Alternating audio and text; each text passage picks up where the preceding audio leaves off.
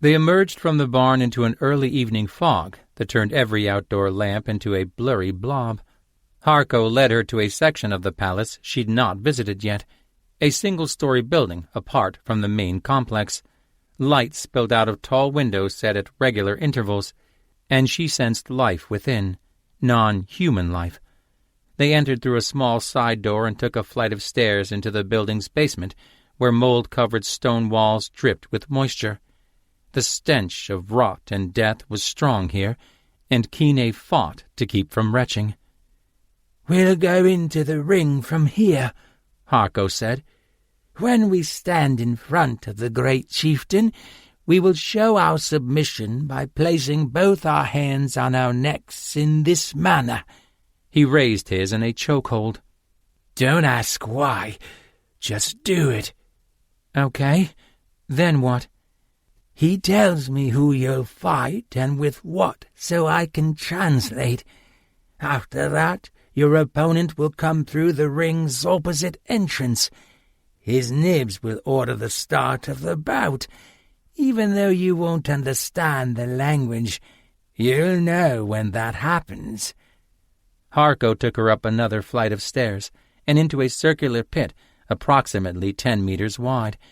Its stone walls were a good 2 meters high, and sand covered the rammed earth floor. Both humans stopped in the center and looked up at a richly adorned Cryani, who could only be the great chieftain of Requint himself. "And salute," Harco murmured. They placed their hands around their throats for a count of 3. "Release." Harco turned on his heels and vanished back the way they'd come. A metal door slammed shut behind him, cutting off any route of retreat. Unsure whether it was permissible for a slave to stare at her owner, Kine looked away, glancing at the rest of the spectators, 24 of them, including the beastmaster who'd licked her with his long, narrow tongue. All stared at the captive with expressionless, bulbous eyes that unnerved her beyond anything she'd ever experienced. Here and there, tongues flicked out, as if tasting her scent, but none of them spoke. Movement from the ring's other entrance caught her eye.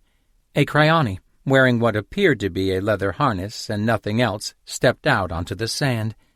Kine assumed it was a male because of Harco's comment concerning females, though she couldn't see any secondary sexual characteristics identifiable by human eyes, let alone overt genitalia.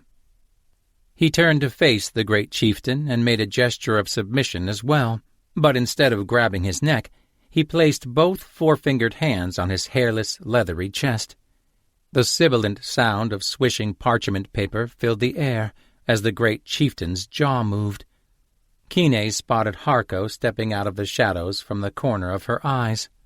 "The great chieftain of Requint orders a claw-to-claw fight between the champion of his personal guard and the alien animal before him." Kine's heart sank.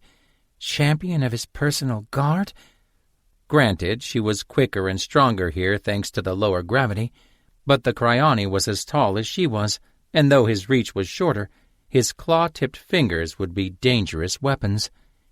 "He commands you to fight well and prove your worthiness as one of his pets. Since you are defective and lack claws, he allows you a knife." Harco raised his arm, and a shining blade, almost 30 centimeters in length, attached to a bone handle, landed on the sand beside her. "Pick it up and hold it above your head to show your gratitude." Kine did as he told her. The knife didn't feel balanced, and its grip seemed to be shaped for Cryani hands, but she couldn't fault the keen edge or sharp point. A harsh sound came from the chieftain. Kine recognized it as an order and instinctively adopted the knife-fighting posture she'd been taught years ago, eyes on her opponent, who seemed rooted to the spot as he studied her stance.